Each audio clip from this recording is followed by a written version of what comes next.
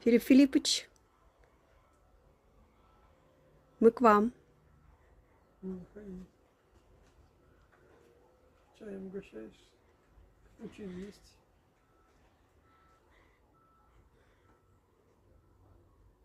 О, важный какой. Важная птица.